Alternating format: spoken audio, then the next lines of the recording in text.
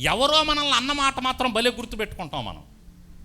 నన్ను అన్నారని గట్టిగా పట్టుకుంటాం. అసలు పట్టుకోవలసింది పట్టుకోం. ఏం పట్టుకోవాలి? ఈ ఉపదేశాన్ని పట్టుకో అంటున్నాడు పౌలయ్య గారు. ఈ ఉపదేశాన్ని పట్టుకోండి. ఎవరో అన్న మాటలు కాదు గట్టిగా పట్టుకోవాల్సింది. అలా మాటలు గట్టిగా పట్టుకొని కాపరాలు కూలిపోయినాయి. అలా మాటలు గట్టిగా పట్టుకొని వర్గాలు ఏర్పడ్డాయి. భయంకరంగా కొట్టుకొని తలకాయలు బాగా కొట్టుకొని నన్ను అన్నారని గట్టిగా పట్టుకొని రాజ్యాలు కూలిపోయినాయి.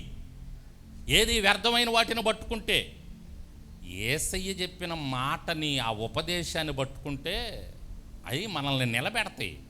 మనకు అవి ఆశీర్వాదకరంగా ఉంటాయి. దేవునికి స్తోత్రం చెప్పండి. అర్థమవుతుందా? ఏటిని పట్టుకోవాలో? వ్యర్థమైన వాటిని పట్టుకోబాకండి, వదిలేయండి. అవి ఎంతలోనే కనపడి అంతలోనే మాయమైపోయి వాటిని పట్టుకొని ఊగులాడకబాకండి. అది నేను పట్టుకుంటాను వ్యర్థమైన వాటిని పట్టుకోబాకండి. గట్టిగా పట్టుకోవలసింది ఏంటంటే ఆయన ఉపదేశం. అదేంటి ఉపదేశం అంటే, యేసయ్య నీ కొరకు చచ్చిపోయాడు, అది పట్టుకో గట్టిగా. దాని గురించి ఆలోచన చేస్తూ ఉండు. నీ కోసం ఆయన చనిపోయాడు, సమాధిలో ఉంచబడ్డాడు, తిరిగి లేచాడు, త్వరలో రాబోతున్నాడు. ఇది ఉపదేశం. ఇది పట్టుకో. త్వరలో రాబోతున్నాడు అనేది నువ్వు గట్టిగా పట్టుకుంటే, అమ్మో నేను సిద్ధపడాలి, ఆయన వస్తాడు, ఆయన అన్నాడు నేను వచ్చుచున్నాను, మీకు కలిగిన దాన్ని గట్టిగా పట్టుకోండి. కాబట్టి ఆయన అన్నాడు. ఏమన్నాడు? గట్టిగా చెప్పండి. ఏమన్నాడు? గట్టిగా పట్టుకో. కాబట్టి ఆయన గట్టిగా పట్టుకో అన్నాడు. ఆయన వస్తున్నాడు. కాబట్టి ఉపదేశమును నేను గట్టిగా పట్టుకోవాలి. ఆయన అన్న మాటలని నేను గట్టిగా పట్టుకోవాలి. ఆయన వాక్యాన్ని నేను గట్టిగా పట్టుకోవాలి. దేవునికి స్తోత్రం చెప్పండి.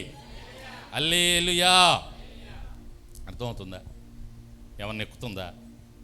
మీకు దండం పెడతాను, ఆయన వాక్యాన్ని గట్టిగా పట్టుకోండి. దేవునికి స్తోత్రం. వదలబాకండి, నిర్లక్ష్యం చేయబాకండి, విడిచిపెట్టబాకండి వాక్యాన్ని.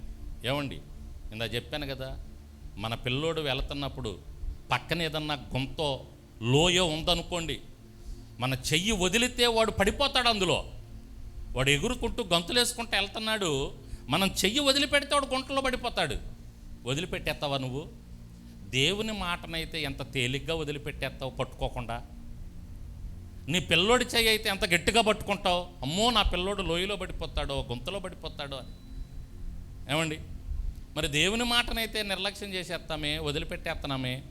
ఆయనతో సహవాసం చేయండి అంటే చెయ్యము. ఆయన ప్రార్థన చేసుకోండి అంటే ప్రార్థన చేసుకోము, గట్టిగా పట్టుకోము. అయ్యో అన్నాడు కదా దైవజనుడు, ప్రార్థన చేసుకోవాలి,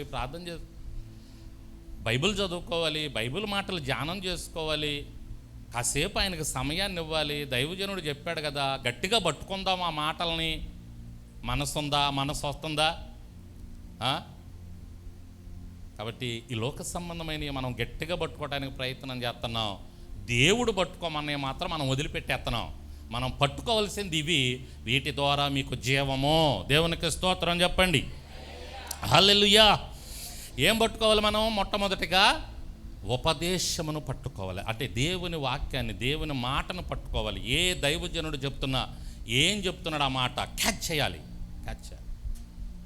పట్టుకోవాలి, వదిలిపెట్టకూడదు.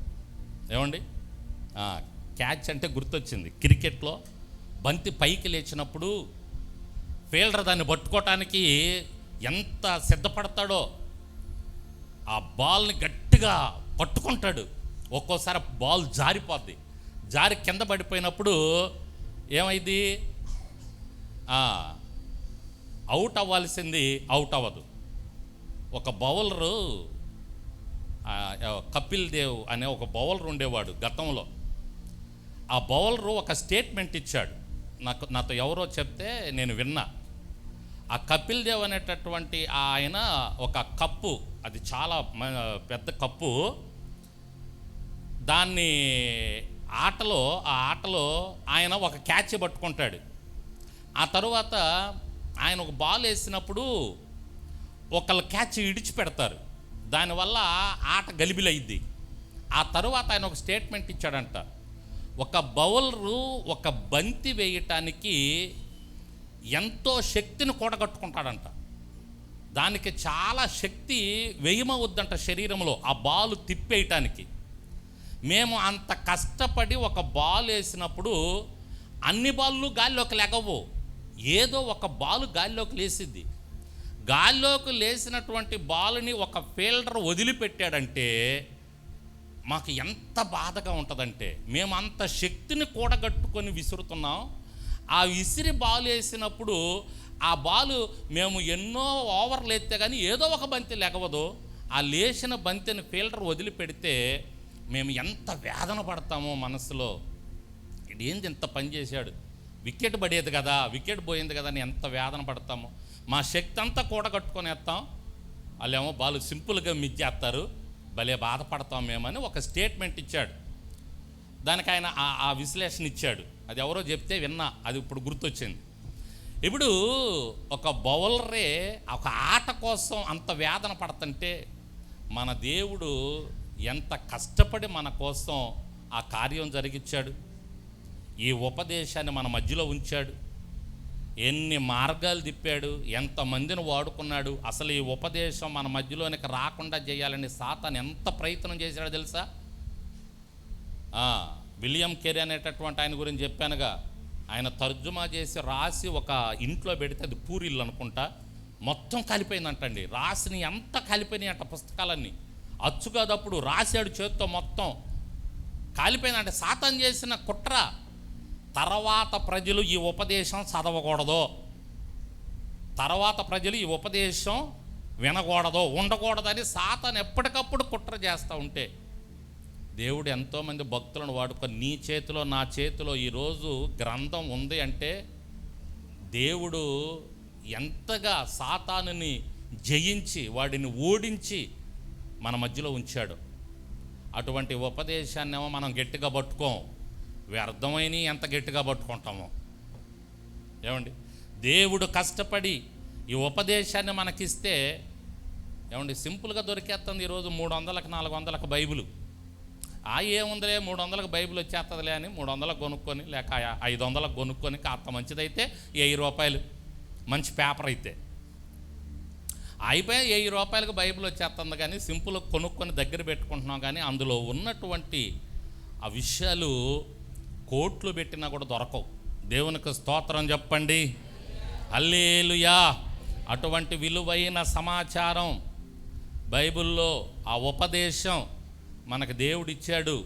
దీన్ని దయచేసి గట్టిగా పట్టుకోండి బిడ్డలారా, దేవుడు మిమ్మల్ని దీవిస్తాడు. హల్లెలూయా. ఈ ఉపదేశాన్ని గట్టిగా పట్టుకోండి, వదిలిపెట్టబాకండి, నిర్లక్ష్యం చేయబాకండి. ఈ చెవితో విని ఆ చెవితో విడిచిపెట్టబాకండి, గట్టిగా పట్టుకోండి. ఉపదేశమును గట్టిగా పట్టుకున్నవాడు జీవం పొందుకుంటాడు. ఏంటి అంటే ఆయన నీ కొరకు లేచాడు, యేసయ్యని జ్ఞాపకం చేసుకోవటం, మరణించాడు, సమాధిలో ఉంచబడ్డాడు, తిరిగి లేచాడు, త్వరలో రాబోతున్నాడు. గట్టిగా పట్టుకో ఈ విషయాలు, ప్రార్థన చేసుకో. దైవజనులు చెప్తున్నటువంటి ఉపదేశం వాక్యాలు ఏమైతే అంటున్నారో ఆ అన్న మాటలను అన్నారంటూ గట్టిగా పట్టుకో, మాటల ప్రకారం జీవించు. దేవుని కృపకు మీరు పాత్రులు అవుతారు. మొట్టమొదటిది ఏంటంట, ఏం పట్టుకోవాలంటే మనం గట్టిగా ఉపదేశమును గట్టిగా పట్టుకోవాలి.